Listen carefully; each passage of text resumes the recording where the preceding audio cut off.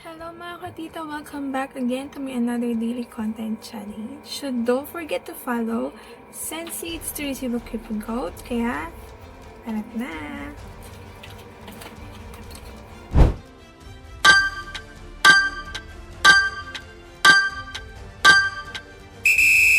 Fight!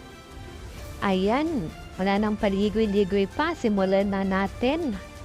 Wala muna po tayong shoutout ngayon sa ating mga top seed sender kasi masyadong mahaba tong bakbakan na to. At ayan, sinimulan na namin agad, sinugod namin agad sa gitna ni Umugi para matest namin kung gaano kalakas ang kalaban. Tingnan nyo kung gaano karami ang tumira kay Tita Fairy, 10. Tapos yung iba pa dyan, mga kuya, nafe-feel ko kasi pumapasok yung damage talaga nila. Pero tingnan nyo, while dinidistract namin sila dalawa ni Umugi, yun, nakapasok na si White Spade sa loob. Yan ang aming isa sa mga namitinghan na tactics, so far naging effective. Ayan, hinila namin, pero pansin nyo, dala na ni White Spade sa likuran ang aming flag.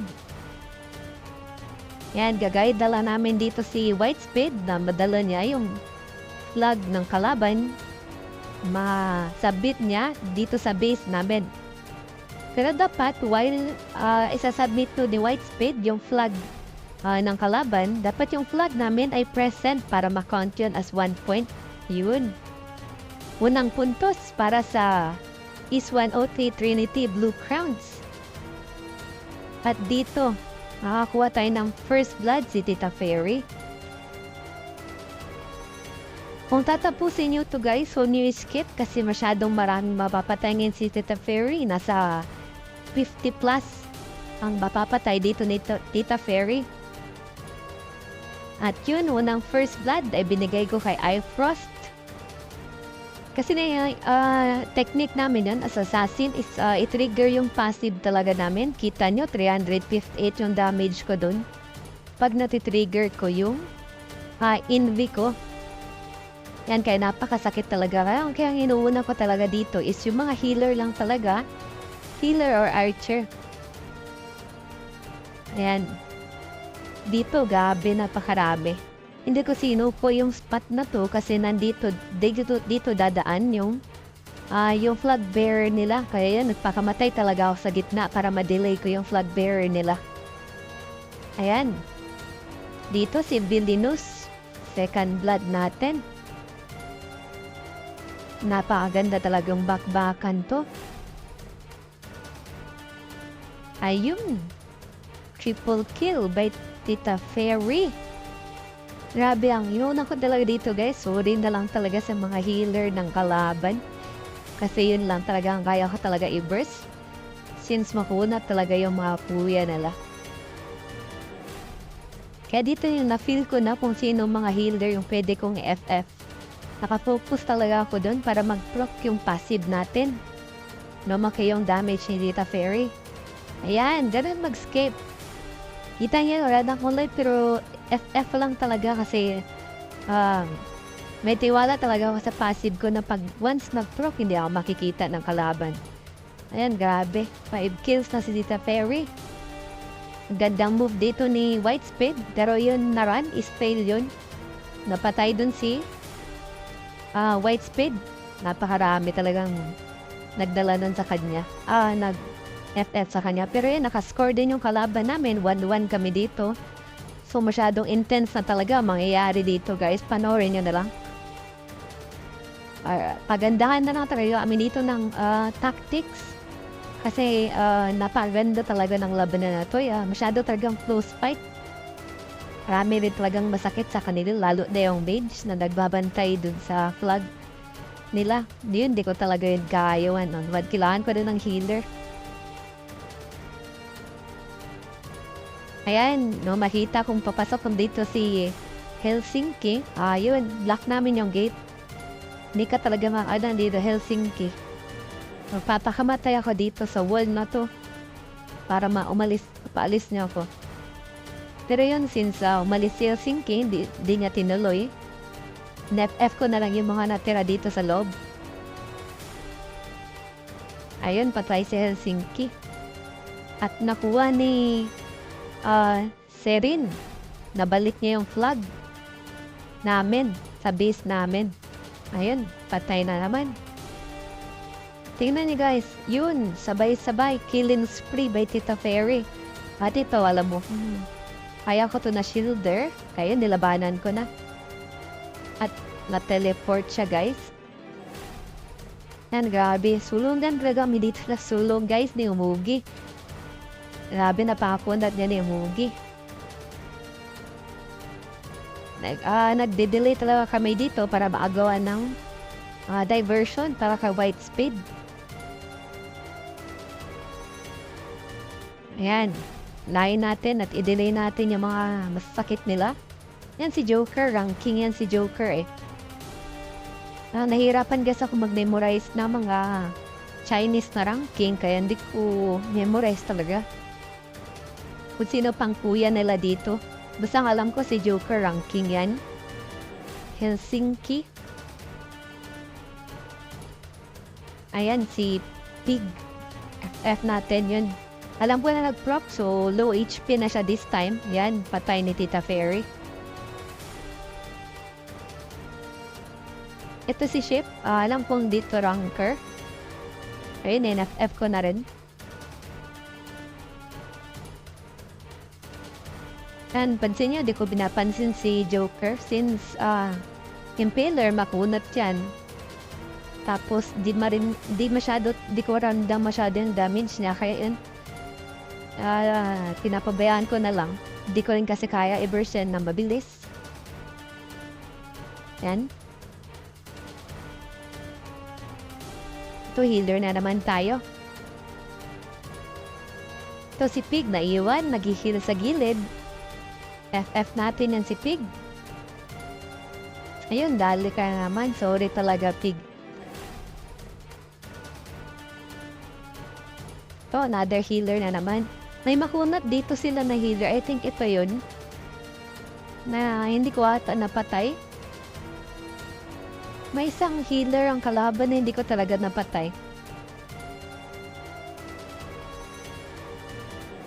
Yun, pansin nyo, nag-proc yun kanina yung shield niya, pero hindi ko pa rin napatay. Yan, grabe talaga stun ng general dun.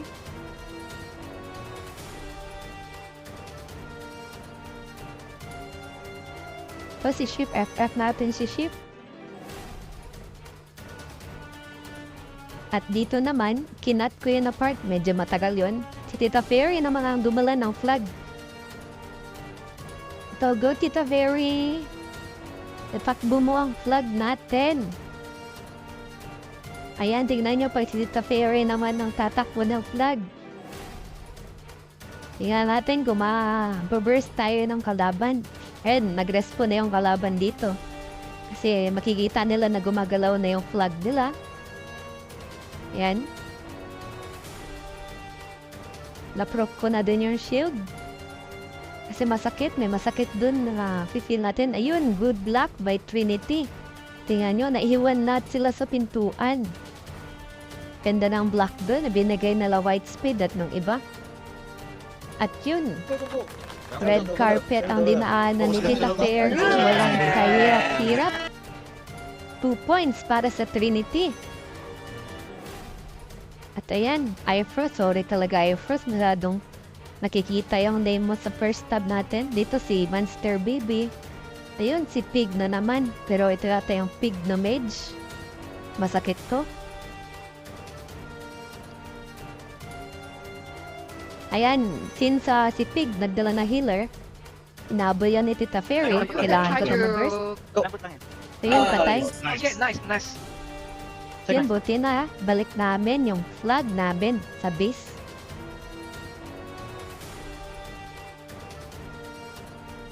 Yan. Ship. So, this time, nakita ko dun sa gilid na tinatakbo yung flag namin. Sorry. Pero kailangan kitang ba-burst. Ayan. Bawal mo pong iwi yung flag namin. Ayun, down. Wow. At spam click po, kung nahulog po ang flag, kailangan nyo mag-spam click. Since marami rin nagtatry magpulot yan. Ito si Helsinki.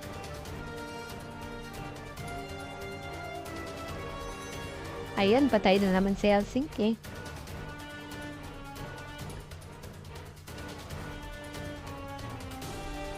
Ayan, nice freeze. Di ako sure siya nag-freeze nun kung si Popoy or Flappy Bird. Nice freeze dun. Yan, patay. Yan naman si Pig. Masakit to si Pig, pero medyo malambot talaga siya. Hindi tayo gaano nagmi-miss. Ayun, patay si Pig. Pig na mage. At ayun. Ubos namin guys. Lahat nag-attempt kunin ang flag namin. Dito si White Speed. Napako na talaga nito. Kailangan maraming kuya dun. Tatama kay White Speed para ma-down nila. At dito, tingnan natin kung maging successful ang run dito ni White Speed. Ayun, dali. 3-1. 3 points para sa Trinity. And grabe talagang bakbakan to. At nakita ko na naman dito natin na-try kunin yung flag namin. So, kailangan namin to i-hit. Ayun, patay. 21 kills. Nandito si Ferry. Yan, ito naman si Pig. Ayun, successful yung pagkakuha. Yun, gusto ko sanang patayin si Pig. Pero mas importante talaga yung flag dito namin na tinakbo na. So yun, tignan nyo ang jump ni Tita Fairy. Tita Fairy jump. Yan, tinakbo. I'm not sure kung healer tong tumakbo ng flag. Yun, patay. So I think it's a wrong choice kung healer talaga yung bit ng flag kasi hindi siya makaka-heal. Sayang. So yun na, sinabihan ako dito ni White Spade na try namin i-attempt yung flag. Ang kalaban kunin. At yun, si Kuya White Spade ang successful na nakuha. Ako naman, block ko lang yung kalaban. Crit block na din. Ayan. Crit block. At ayun, ang naisip ko dito, kaya binalikan ko yung flag namin. Hindi kasi masasubmit yun ni White Spade. Yung flag na nakuha niya, kung di namin ito mababalik yung flag namin na ninakaw ng kalaban. Yun, buti na balik.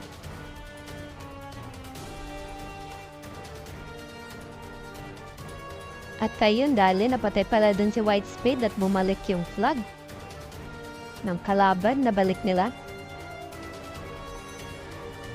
At ayun, merong good crit block doon ng kalaban. Good wall. Para napatay natin yung waller nila. Ito, habol-habol lang. Ayun, chat ako. Heal na lang si Popoy. Then, while checking, kapatay pa rin pala dun si Tita Fairy. Kaya yun, nag-call na ako na heal si Popoy. Tingnan natin anong gagawin dito ni Tita Fairy. At ayun, meron na naman silang waller. Kaya kailangan ko itong butasin.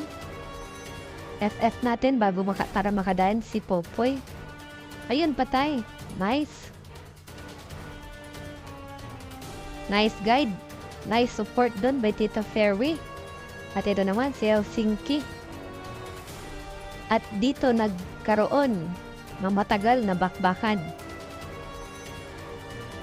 Kasi yung flag na ninakaw namin, hindi yun makakount as 1 point as long as di nababalik yung flag namin sa base. Yun, kailangan na namin ito i-delay since 3-1. Yun, nag-attempt ako na patayin at kunin yung flag namin. Tingnan nyo guys, 2 healer, isang kuya na mage. Nakuha pa dito sa Tita Fairy yung isang healer. Kasi ang goal ko, ubusin ang healer bago ko FF itong umahawak ng flag. Yan, umatras ako kasi tumawag sila, napakarami dun. Yan, good call. Dun, grabe, napakatagal nito na time. na binigay para sa ika-4 na puntos kasi hindi masubmit ni Popoy yung flag. Naninakaw niya kasi yung flag namin ay hindi pa nababalik sa base. Hawak-hawak ng kalaban. Kaya yun, dinedelay na lang namin sila kasi pag maubos ang time, lamang naman kami. So, it's a win-win for us. Ayan. Kaya try rin ng kalaban na patayin si Popoy para masubmit rin nila yung flag na nakaw na nila. Rin, protektahan namin dito si Popoy.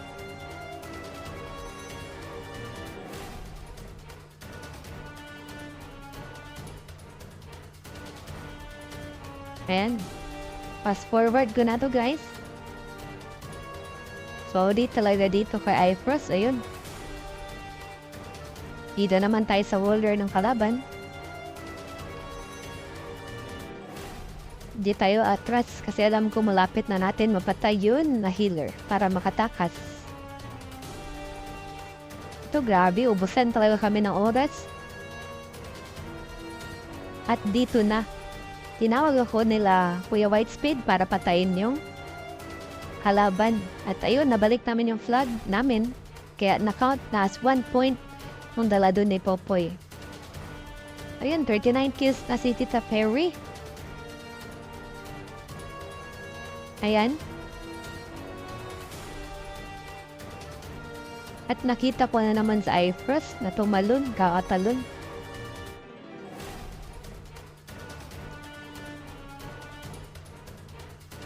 FF namin dito sa Ifrost. At yun, nadali siya doon ni Emogi. At dito na, ang napakagandang clutch. Ayan. Last flag.